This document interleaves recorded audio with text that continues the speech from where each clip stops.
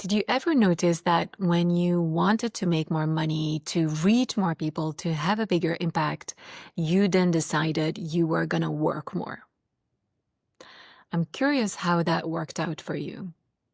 In this video, I'm going to share with you the 3 biggest mistakes that spiritual women entrepreneurs make in their business when they want to make more money. And one of them is working harder. That actually does not work. You're going to find out why in this video. The first biggest mistake that I want to share with you that I see spiritual women entrepreneurs make is this idea that they need to focus on their business first. It's happened so many times that women have come into my world and they have said, I want to do the spiritual work, but I need to focus on my business first because I want to grow it. If this is also what you're thinking, like you want to do more of your inner work, awaken the goddess, the priestess, the witch within you, but you're prioritizing your business, this is actually keeping you stuck. There's a spiritual law called the law of correspondence.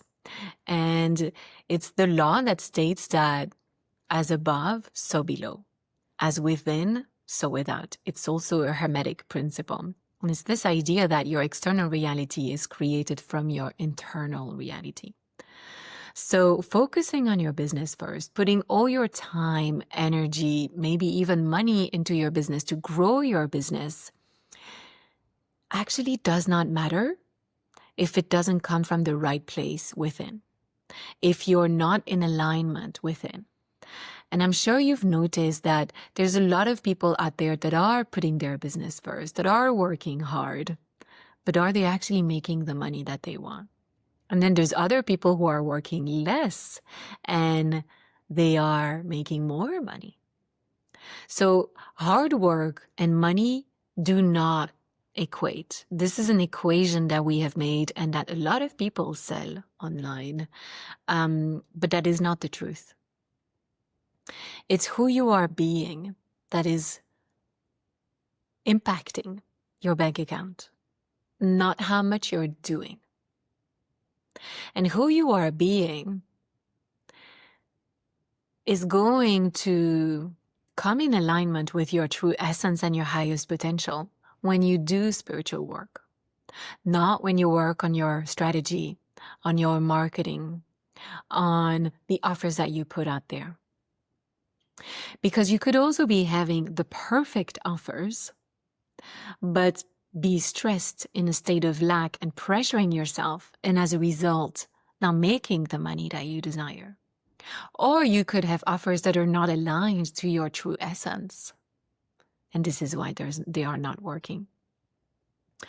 So if this is a thought process, a belief that you find yourself stuck in, this idea that I need to put my business first, I need to work hard, I need to put all my time and energy into it, and you're leaving your spiritual practice to the side, you're leaving your spiritual growth, your connection to yourself, your connection to the unseen to the side, my invitation for you today is to actually make that your priority. Can you begin your day by filling your spiritual cup, by taking care of yourself, by feeling whole, by remembering who you really are, by connecting with your power? And then from that state of wholeness, serving, showing up, creating content for your social media, for your website, for your courses. When you do things from a place of wholeness, that's the energy that you're going to get back from it. When you do things from a place of fear, from a place of pressure, from a place of overwhelm, that's the energy that you're going to get back. So the intention, the energy, the frequency that you do things with, that you work with in your business is more important than what you're actually doing. I'm sure it's happened to you that you've listened to someone doing a course or a masterclass or even in an ad that you see pop up on your social media. And you're not really paying attention to what they're saying. You can just sense their energy. You can just sense that it's icky. And so you just swipe next. You don't watch until the end, right? Whereas there's someone else that might be saying the exact same words, There's something about the way they are saying it. There's something about their energy. There's something about their frequency that is just drawing you in. I'm sure that's happened to you, right? We all have had that experience, especially as sensitive and heart-centered women. And so this is just revealing that it doesn't really matter what you say. It's the energy that you say it with. So I really invite you to check with yourself, like when you're working at your business, are you doing it from a place of fear? Are you doing it from a place of pressure? Are you doing it from a place of worry? Should I have to? Is it the first thing that you're doing in the morning? Or are you first tending to your heart, tending to your soul, remembering who you really are, doing your mental cleansing, taking the garbage out, the limiting beliefs, the fears, and coming back to a place of wholeness and then serving from that. Try that for 1 month. You'll see how your results will change. Because as you change from within, your external reality will change. It's as simple as that. The second mistake that I see a lot of spiritual women entrepreneurs make is that they hear their intuition, but then they're not following it because it doesn't make sense. And that's the whole point. Intuition doesn't make sense. Otherwise, you would have thought about it. You would have figured it out. Your logic would have revealed it to you. But your soul is connected to the field of infinite possibilities and the highest timeline for you. Your soul is connected to the divine. It's part of the divine. It's the goddess within you. And so she knows about the higher plan meant for you. She's guiding you step by step. And that's the thing with intuition, that it's going to tell you exactly what to do right now. Not in an hour, not tomorrow, not the whole 10-step program. That's your mind. That's your ego that wants to have a plan, that wants to feel safe, that wants to feel in control. And so I see so many spiritual women entrepreneurs hearing their intuition or feeling their intuition and then bypassing it because it's scary or it doesn't make sense, or they're like, why would I do that now? I first need to focus on this, right? So the first thing that I want to invite you to do here is to actually learn to trust your intuition. And if you don't really know what that looks like, it's like, well, first begin by knowing how your intuition speaks to you, how your intuition expresses itself, because that's going to be different for each and every one of us. You know, learning the language of your soul, learning the language of your intuition, it's a whole new language. Like, you wouldn't wake up tomorrow expecting yourself to be fluent in Chinese. Would be fun if that was possible, right? It's the same with your intuition. You have to learn that language. There's also a relationship that you're in between your ego, your mind, your personality, and your higher self, your soul. You need to nourish that relationship by listening, taking action, creating that trust. And so begin by feeling into, like, how does my intuition speak to me? Do I feel it in my body? Do I hear it? Does it come through in thoughts? Something that I love to teach to my private clients, and I'll share it with you here. I also speak more about that in the free training that I'll drop the link here underneath. It's called From Hustle to Ease. It's just underneath this video. But so the thing that I teach my private clients is that your intuition is going to suggest things to you. It's not going to be aggressive. It's not going to force things on you. It's going to sound like, what if I did this? What if I watched this? What if I did this? It's going to suggest, instead of being like, I should do this right now. I have to. Do you hear the difference in the tone?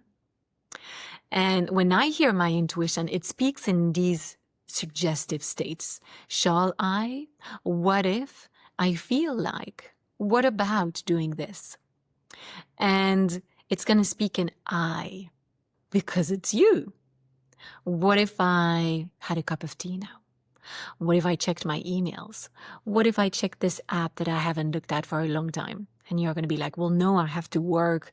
I have to do the dishes. I have to send this email. You see the I have to, that's your ego, that's your mind, that's trying to control, that's pressuring you. But the what ifs, they are suggestive. So that's one way that your intuition is speaking to you. So I invite you to follow the what ifs, because they're going to tell you to do something in the present moment, the now, because this is where your soul resides. She only knows the now. She knows the future as well, but that is like in the now for your soul. It's kind of hard for us to comprehend, but she's going to guide you step by step by taking actions every now moment to the future timeline that is in your highest good. So that's your second action. Follow your intuition. Stop bypassing it. The third biggest mistake that I see so many women entrepreneurs make, and I'm pretty sure you're doing it too without realizing it, is that you're closing yourself off when you're receiving. Maybe you're shaking your head saying, no, that's not me. Well, let's try it out. How do you respond when someone compliments you? What's coming up when I say to you, you look so beautiful today? Do you have thoughts that say, oh, she's just saying that because it's a video? She doesn't even know what I look like. Oh, I'm not even dressed up. I didn't do my hair. Or when you have a compliment, do you have a tendency to say, oh, well, yeah, I got this jacket in this shop? Interesting. That's not what was asked. These are all ways that you push down what wants to come into your life. Because the way we do one thing is the way we do everything. So if you turn away or tone down or push down compliments, that means you're turning away love that wants to come in your life. And guess what money is? Money is love. We only buy the things that we love. We only buy from people that we love, that we resonate with. If you don't like something, you're not going to buy it. If you don't like someone, don't resonate with their message and their energy, you're not going to buy from them. You wouldn't go to a bakery that you don't like the croissants from. But if you love the croissant from that special bakery, you're going to go to it. Money is just an expression of that love that you feel, that desire that you feel. And so when people give you money, it's an expression of their love. And also because they trust you and they feel that you can help them in their transformation, that you are an authority, an expert. This kind of leads us to a fourth mistake. I wasn't planning on saying that, but it's coming through, so let's go for it, which is that too many women, especially heart-centered spiritual women entrepreneurs, don't own their power, their gifts. They play small, they tone it down, they're in the spiritual closet. If you don't see yourself as an expert, don't wait for someone else to see you as an expert either. This kind of circles back to the first mistake that I spoke about in the law of correspondence, as within, so without. See yourself as the expert, and others will see you as the expert. If you don't see yourself as a knowledgeable person that can help others, others won't see you like that either. That is just the reality. This is how the fabric of life is made. This is just the spiritual laws of Earth School that we are in, that we have to learn to play with. And it's beautiful because in the end, it helps us step into more of our truth, of our essence. It helps you step more into alignment with who you really are, because you might be wanting to do that money and have that impact, but in the end, it brings you back towards who are you being? How do you perceive yourself? How do you show up? Where do you play small? Where have you forgotten that you are this limitless, infinite, unstoppable soul that has incredible gifts and that is here to help others? Because your frequency, your wisdom is the key in someone else's lock. And You'll only be able to be that lock for someone else if you allow yourself to be authentically you. And all these doors that are closed are waiting for your key. There are many people that are waiting for you. But for them to see and recognize you, you have to see and recognize yourself first. So if all of that has been resonating with you and you're doing 2 or 3 out of these 4 mistakes, I highly, highly recommend that you watch my free training From Hustle to Ease. The link is just underneath this video. And this is a 60-minute training where we're going to dive more into these 3 mistakes.